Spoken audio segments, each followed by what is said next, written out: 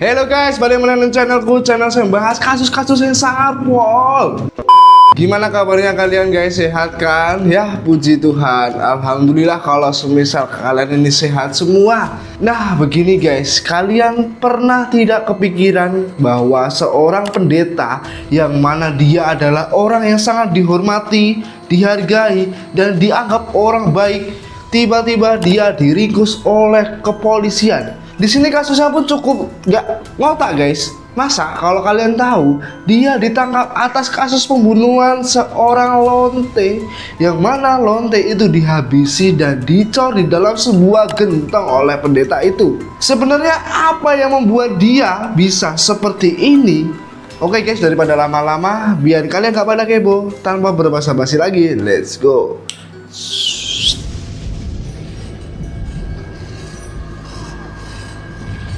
Oke guys, kasus ini melibatkan dua orang. Yang pertama adalah seorang pendeta yang bernama Edward Sayana dan seorang wanita berinisial DB. Nah, bagaimana sih mereka berdua ini bisa ketemu?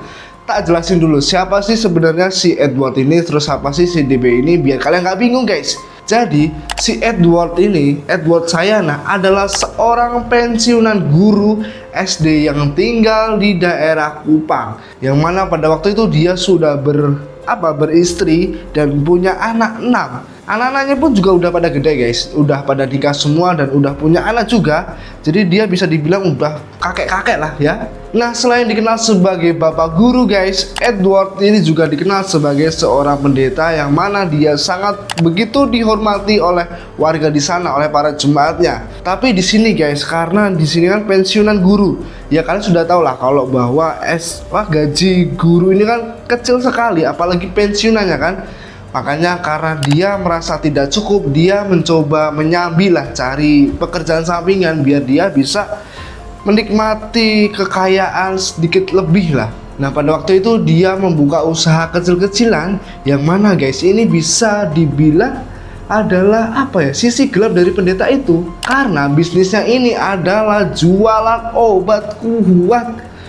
Kepikiran gak kalian jualan obat kuat? Nah, terus di samping itu dia juga melakukan bisnis MLM. Dan di sini agar si Edward ini tidak ketahuan oleh keluarganya atau warga sekitar, apalagi dia dicap baik oleh dipandang sebagai pendeta guys ya.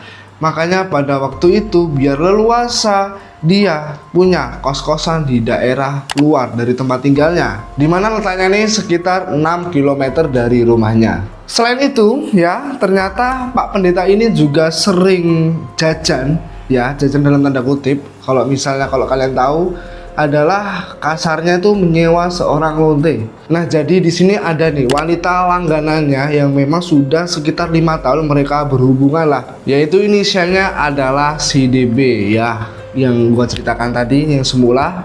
Jadi memang dia sering banget di booking, dibeli atau menerima pesanan, yaitu sekitar 150.000 dari Pak Edward. Ya bisa dibilang cukup kecil lah guys ya.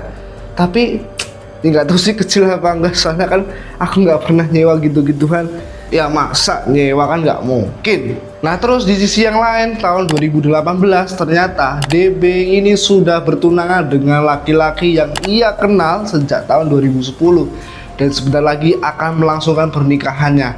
Akan tetapi di sini anehnya guys, tunangannya ini sama sekali tidak tahu bahwa pasangannya ini, calon pengantinnya ini adalah seorang lonte. Ya, jadi kurang lebih seperti itu guys ceritanya. Dan sekarang bagaimana sih dia ini bisa berakhir naas di tangan seorang pendeta?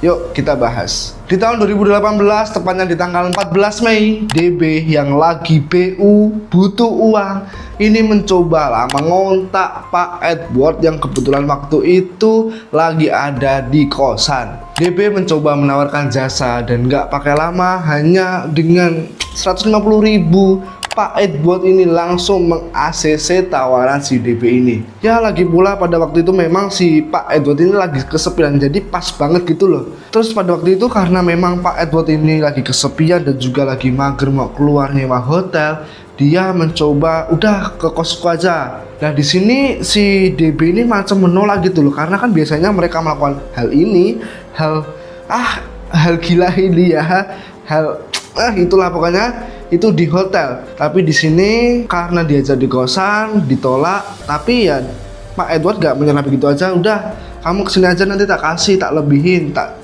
jadiin 800.000 buat kamu. Tapi kamu kesini nggak pakai lama ya, oke? Nah, mendengar penawaran Pak Edward yang begitu sangat besar, DB ini langsung bergegas, langsung menancap gas menuju ke kosnya Pak Edward. Nah, terus biar tidak ketahuan, si DB ini berpamitan lah sama pihak keluarga mereka bahwa dia mau keluar, mau pergi ke rumah sakit Bayangkara yang ada di kota Kupang, biar keluarganya tidak curiga sama sekali dan mengizinkannya dia pergi. Dan ya singkat cerita sampai nih si DB di depan kosnya si Edward. Habis itu memang si DB ini langsung mencoba mengontak untuk menjemput dirinya yang berada di luar. Nah, di sini sebelum masuk ke kos, DB ini sempat bertemu dengan seorang laki-laki, ya bisa dibilang ini mungkin adalah tetangganya si Edward. Jadi di situ karena mungkin tetangganya ini merasa, wah kok tumben banget ada cewek, ditanyalah, kamu ngapain kok di sini? Ada perlu apa? Mau ketemu siapa? Di sini DB cuma diem aja, tidak merespon apapun. Akhirnya ya setelah tidak direspon, tetangga ini langsung kembali ke kamarnya. Lalu dari situ ya singkat cerita Edward keluarlah dan mengajak DB masuk ke dalam kosnya. Dan ya pakai lama ya, mereka di sini langsung melakukan hal-hal yang tidak senonoh ini.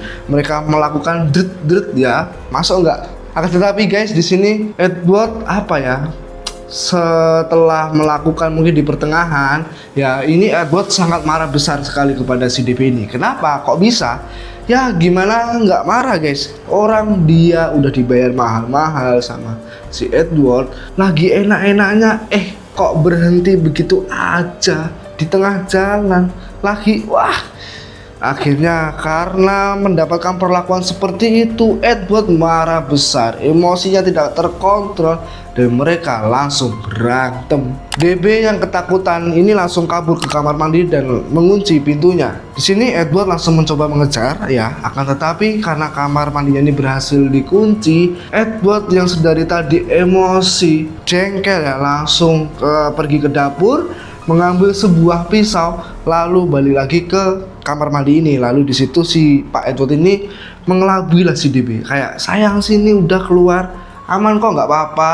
Nah di sini Pak Edward ini kayak macam berpura-pura gitu loh, kayak macam menjebak si DB ini.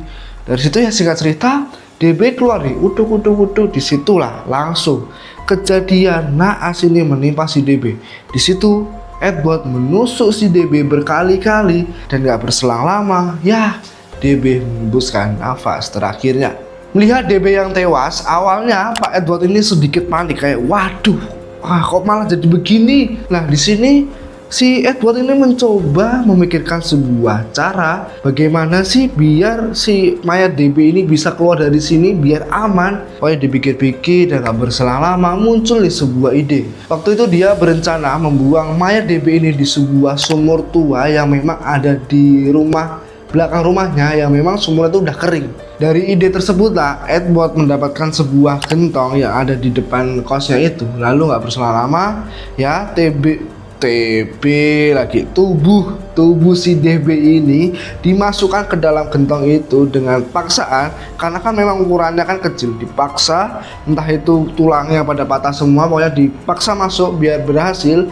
Dan ya di sini guys, di depan kamar mandinya itu banyak banget darah yang berceceran. Tapi di sini anehnya dia tidak langsung membersihkannya guys, dia malah terburu-buru untuk segera membawa gentong ini pergi dari kamar kosnya ini. Makanya waktu itu dia menelpon menantunya yaitu si Daud untuk menjemput dia pakai sebuah mobil. Dan ya singkat cerita Daud datang nih untuk ngeng, dan ya pas banget pas dia ini bantu ngangkat gentong ya, kayak si Daud ini macam nggak curiga sih, kayak merasa aneh, kayak iki isinya apa pak, kok abot banget. Oh nganu le, iki isinya sayuran karo beras. Daud pada waktu itu nggak curiga sama sekali dan langsung menaruh gentong itu di dalam sebuah mobilnya.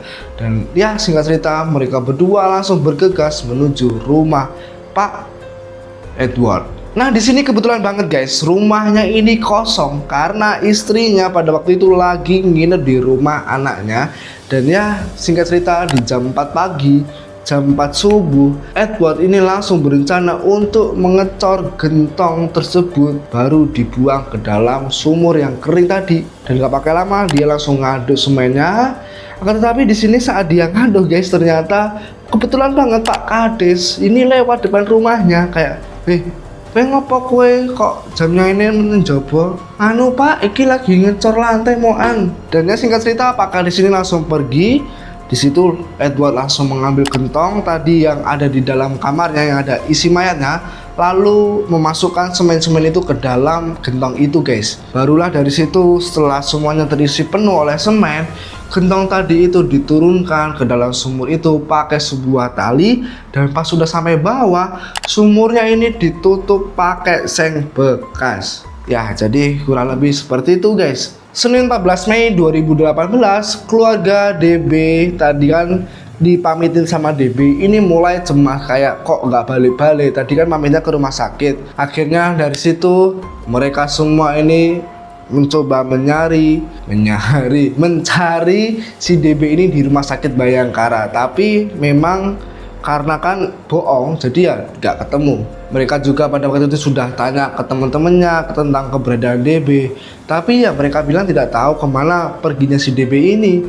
Alhasil karena tidak tahu keberadaan si DB, lalu karena takut juga akan kenapa-napa si DB ini, keluarganya ini langsung pergi ke kantor polisi, langsung melapor terkait kehilangan si DB ini. Nah, di tempat yang lain di hari yang sama guys, ya kita balik lagi ya. Jadi kan tadi ada tetangganya yang mengetahui bahwa ada seorang wanita yang masuk kamarnya si Edward. Sebenarnya tetangganya ini mulai curiga dengan sikap Edward yang pertama ya. Dia kayak macem mendengar sebuah teriakan yang begitu keras, yang sangat berisik ya, dan juga kayak mendengar ucapan minta tolong.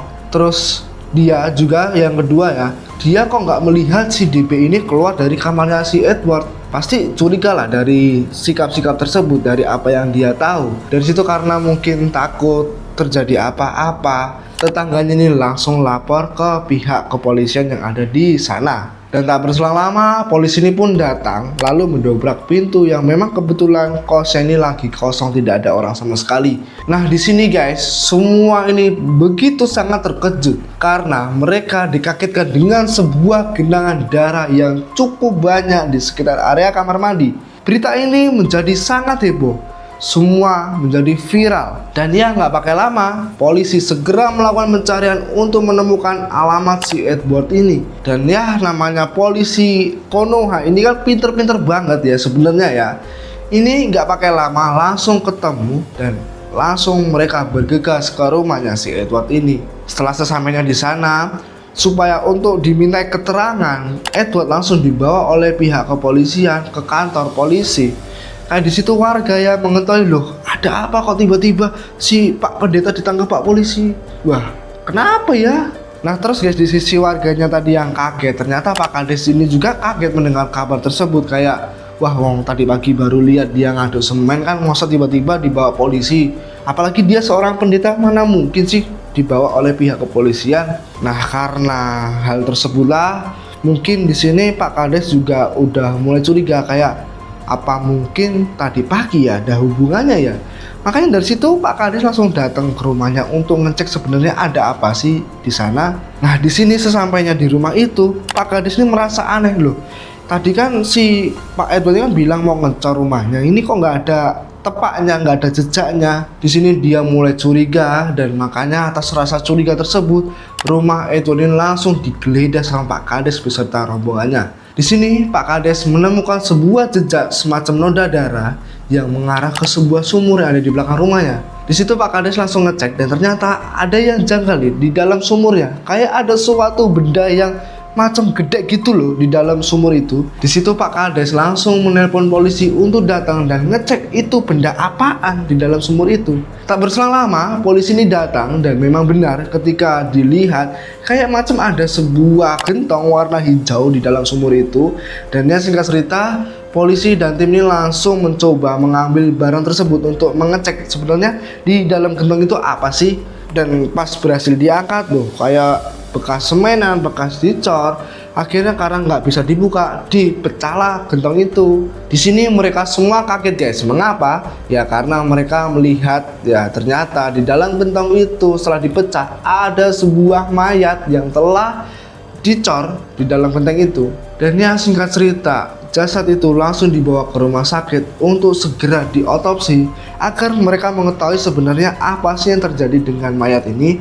Lalu mereka juga bisa mengetahui siapa sih sebenarnya jasad ini. Dan ya setelah hasilnya keluar, ternyata memang betul guys, jasad itu adalah jasadnya si DB. Pihak keluarga yang dihubungi oleh pihak rumah sakit yang lagi mencari tadi ya, ini segera datang dan melihat jasadnya si DB. Dan di situ mereka semua kaget sekali, sedih sekali, kayak macam tidak percaya bahwa anak kesayangannya ini yang tadinya pamit ke rumah sakit malah berakhir seperti ini, berakhir dicor di dalam gentong. Edward sang pendeta bajingan tadi sudah tidak bisa mengelak lagi karena barang bukti sudah sangat jelas. Dan dari situ atas perbuatannya Pak Edward yang telah menghabisi DB, dia divonis hukuman mati guys. Akan tetapi di sini pihak Pak Edward mencoba melakukan banding dan berhasil. Yang tadinya semula dihukum mati ini beralih menjadi hukuman 18 tahun penjara. Keluarga korban yang mendengar ini sangat kecewa sekali karena dia berharap ya nyawa dibalas dengan nyawa. Tapi ya takdir berkata lain.